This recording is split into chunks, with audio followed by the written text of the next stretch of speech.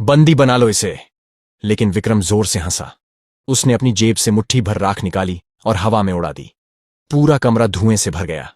जब धुआं छंटा तो जादूगर गायब था, और साथ ही गायब था राजकुमारी के गले का सबसे प्रिय नवरत्न हार, जो उसके पूर्वजों की निशानी था।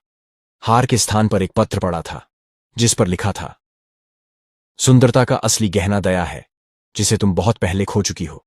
अब यह हार तभी वापस मिलेगा जब तुम अपने अहंकार का त्याग करोगी। छायाचोर राजकुमारी का क्रोध अब प्रतिशोध की ज्वाला बन चुका था।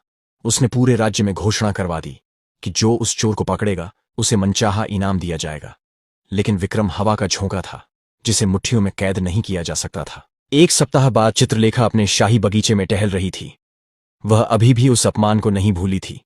तभी उसकी नजर एक अत्यंत दुर्लभ और सुंदर नीले फूल पर पड़ी, जो झाड़ियों के बीच खिला था। उस फूल की महक ने उसे सम्मोहित कर लिया। जैसे ही उसने फूल तोड़ने के लिए हाथ बढ़ाया, फूल के नीचे छिपे एक नीलकंटक बिच्छू ने उसकी उंगली में डंक मार दिया।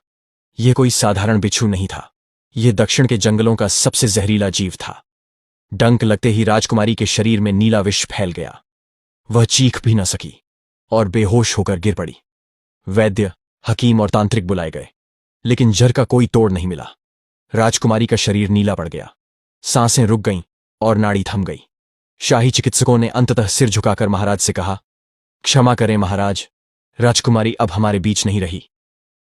पूरे स्वर्णगढ़ में शोक की लहर दौड़ गई। महाराज हर्षवर्धन पछाड़ खाकर गिर पड़े।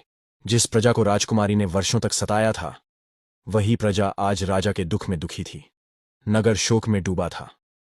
लेकिन जंगल में छिपा विक्रम यह समाचार सुनकर चौंक गया। विक्रम बिच्छुओं और जड़ी बूटियों का गहरा ज्ञान रखता था। वह जानता था कि नीलकंटक का विष मनुष्य को मारता नहीं, बल्कि उसे मृत निद्रा में सुला देता है। व्यक्ति मृत प्रतीत होता है, परंतु 72 घंटे तक उसके प्राण शरीर के किसी कोने में अटके रहते हैं। यदि सही समय पर संजीवनी घृत और विशेष मंत्रोच्चार किया जाए तो जीवन लौट सकता है। लेकिन यदि उस दौरान शव को जला दिया जाए या दफना दिया जाए तो उसकी वास्तविक मृत्यु निश्चित हो जाती है। विक्रम दुविधा में पड़ गया। वही राजकुमारी जिसने उसके मित्र का जीवन बर्बाद कर दिया था, आज मृत्यु के द्वार पर थी। क्या उसे मरने देना चाहिए? लेकिन विक्रम का हृदय किसी अपराधी का नहीं, एक नायक का था।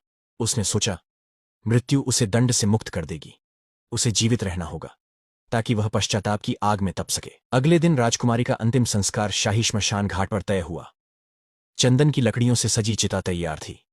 भारी भीड़ और विलाप करते राजपरिवार के बीच राजकुमारी के निर्जीव शरीर को चिता पर लिटाया गया।